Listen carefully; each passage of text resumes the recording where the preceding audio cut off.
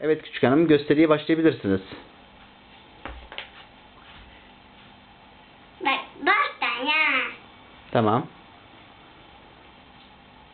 Elif hadi. Bir dakika. Hava.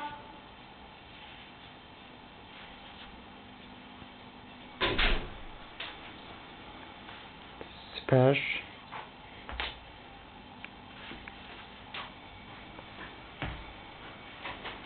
Bu kadar. Sonra böyle.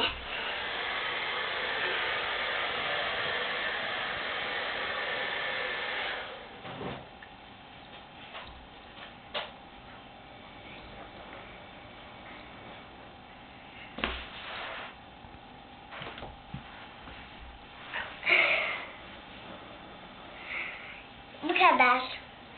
Harikaydın. Bakabilir miyim? Aferin, tabii ki, gel bakayım, gel.